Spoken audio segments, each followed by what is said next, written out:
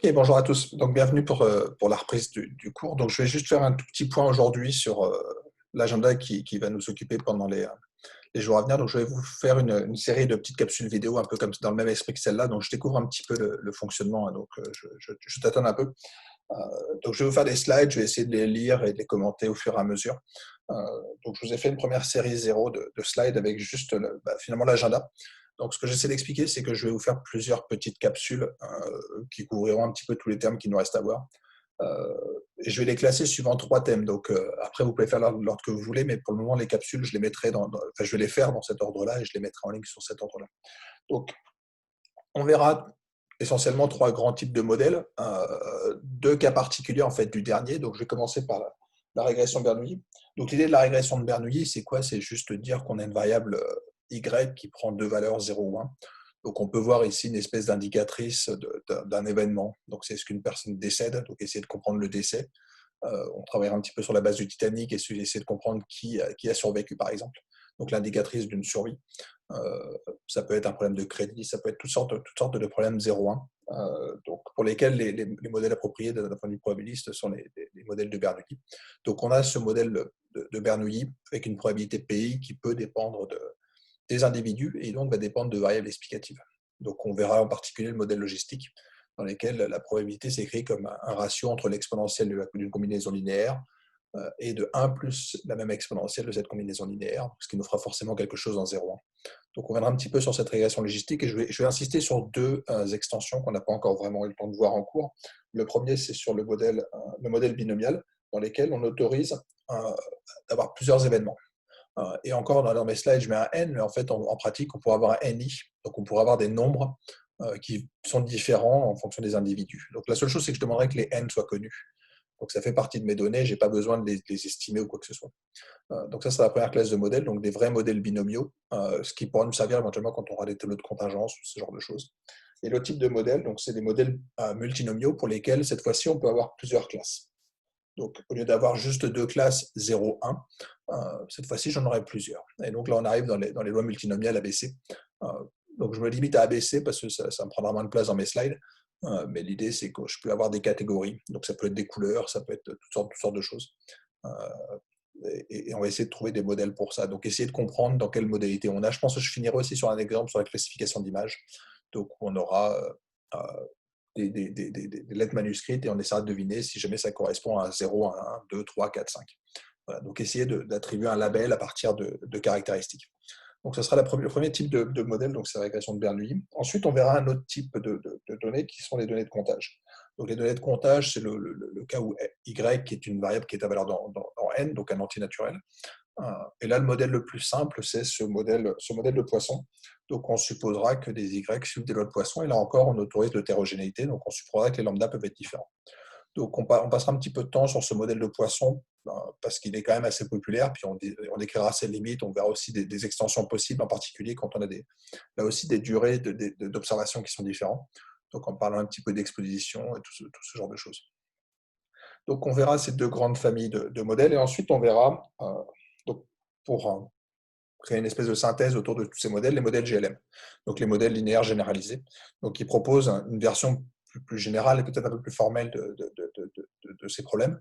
Donc, pour l'instant, on avait vu juste la régression par moindre carré. Ici, on va avoir donc des variables Y qui peuvent avoir une loi qui n'est pas forcément gaussienne comme on avait dans les moindres carrés. On vient de voir le cas Bernoulli, on a vu le cas Poisson. Ici, on s'autorisera à avoir des lois qui sont relativement générales. Et par général, en fait, je vais entendre les lois de la famille exponentielle. Donc, on reviendra un peu sur cette famille de lois qui contient quand même beaucoup de lois et qui est relativement importante en statistique. Donc, la première chose, c'est qu'on va supposer des propriétés en termes de lois sur la variable Y, notre variable d'intérêt. Et ensuite, on va introduire un deuxième paramètre important qui va être ce G-1. Donc, je vais discuter un petit peu pourquoi le -1, c'est un tout petit peu tordu. C'est juste que c'est G qu'on appellera la fonction de lien. Donc, ce G-1, c'est cette fonction G permet de lier la combinaison linéaire des variables explicatives avec la moyenne en fait, de notre variable d'intérêt. La moyenne étant ce qu'on va utiliser pour faire une prévision. Donc, on va essayer de relier la prévision avec ces variables explicatives en gardant un modèle linéaire. Donc, on va garder cette structure L, Donc, je vais rester dans des modèles linéaires, mais simplement, on s'autorise des choses beaucoup plus générales. Okay, donc, on a vu deux cas particuliers, en fait. C'est que la régression de Bernoulli, c'est exactement ça. C'est le cas où L est une loi de Bernoulli, et la fonction G-1, en fait, c'était la transformation logistique. Donc, on avait vu qu'il fallait trouver un lien un peu particulier entre cette proba, qui était une valeur dans 0,1, et la combinaison linéaire des variables explicatives. Et on était passé par cette fonction logistique de manière un peu artificielle, mais en fait, via la famille exponentielle, on comprendra en fait que ça a pas mal de sens. Et dans le cas Poisson, c'est encore marqué juste au-dessus. Ici, on suppose que lambda i, qui est la moyenne de la loi de Poisson, c'est cette exponentielle de la combinaison linéaire des variables explicatives. Donc, on va essayer de généraliser tout ça de manière un peu formelle. Donc, on aura cette histoire de fonction lien, cette loi, et on verra un petit peu comment on estime, quels sont les outils qu'on va avoir à notre disposition. Donc, il y a pas mal de choses que je n'aborderai pas dans la régression de Bernoulli de Poisson. Je ne parlerai pas de résidus, je ne parlerai pas de choix de modèle. Okay, j'aborderai peut-être la AIC, par contre, dans les modèles de classification de Bernoulli. Mais ici, on parlera un petit peu de déviance, on parlera de tests de surdispersion. Je reviendrai un petit peu sur les tests qu'on peut faire dans les GLM. Donc voilà, donc on aura quelque chose d'un peu plus théorique dans cette dernière partie, sur lesquels on pourra discuter. Donc je vais essayer de vous présenter un petit peu tout ça. Donc je vous ai dit à peu près 7 capsules sur le modèle de Bernoulli, un peu moins sur les modèles de Poisson, et pas mal de slides à la fin sur la famille exponentielle. Donc je continue à tout faire sous R. Donc pour ceux qui malheureusement n'ont pas d'ordinateur, j'espère plus qu'un téléphone, vous pouvez vous connecter en ligne. Donc il y a le cloud de RStudio qui permet quand même de faire du R en ligne. Je mettrai beaucoup de code dans les slides, donc j'espère pouvoir faire quelque chose un petit peu interactif en basculant sur ma session R derrière, mais j'ai un petit peu de mal avec ces outils techniques. Donc, je vais me contenter de vous mettre les slides avec les codes à l'intérieur, puis de commenter les sorties. Mais tout ce que je vais vous donner sera quasiment reproductible. Donc, je vous mettrai les données sur GitHub que vous pourrez reprendre. Donc, voilà, on continue un petit peu comme avant dans le format de régression appliquée. Donc, je vais essayer de vous montrer comment on met en œuvre tout ce qu'on verra. La fonction de base, donc elle est marquée sur ce slide, c'est la fonction GLM. Donc, je vous encourage à aller voir l'aide de cette fonction où vous verrez pas mal de choses. Donc, ce qu'on va voir, c'est qu'on reste dans des choses très très proches de ce qu'on avait vu quand on avait cette fonction LM. Donc, LM, c'était le modèle linéaire. On avait cette formule.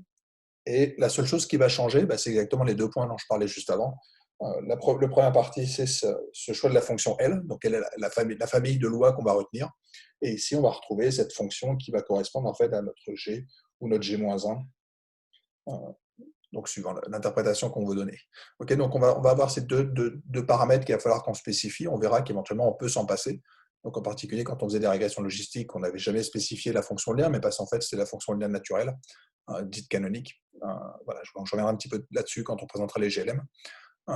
Donc les slides servent pour deux cours, donc le cours STT 5100 du bac et le cours Math 7381 du programme de maîtrise. Donc j'ai fait des pages dédiées pour chacun des cours, mais il y aura pas mal de choses en commun. Il y aura aussi des informations sur le blog, donc en particulier j'ai dit que je donnerais des petits quiz, les corrections seront sur le blog. Je vous dis juste que le rendu des devoirs se fera via Moodle, essentiellement parce que pour moi, c'est plus simple à gérer. Donc, on continuera à utiliser Moodle et j'essaierai de mettre autant de liens que possible sur Moodle. L'autre chose qu'on avait dit pour le cours, c'est qu'il y aurait des devoirs. Donc, pour le moment, il y en avait un qui avait été fait pour le STT 5100. J'en avais rajouté un deuxième, j'en rajoute un troisième sur la régression de Poisson pour finir la session. Donc, vous avez toujours les mêmes types de syntaxe. Donc, vous avez votre code permanent est utilisé pour aller récupérer une base de données. J'insiste un petit peu lourdement là-dessus, mais j'ai eu des questions d'élèves. Donc, je vous rappelle que le code que moi j'ai tapé ici, c'est un code un peu générique pour vous montrer comment on peut récupérer les données. Vous devez mettre votre code permanent pour récupérer votre jeu de données et vous aurez un petit peu plus que les 6 observations que j'ai mis dans la base. Donc, j'ai mis 6 pour éviter que vous me fassiez un modèle avec 6 observations, parce que quand vous avez 24 variables explicatives et 6 observations, c'est assez facile d'avoir un modèle parfait. D'accord. Donc, mettez bien votre code permanent et ensuite, faites le devoir. Le premier étant uniquement un problème de régression logistique et le deuxième étant un problème de régression de Poisson. Donc, j'essaie de mettre en ligne les slides et les vidéos assez vite pour que vous puissiez avancer sur le devoir.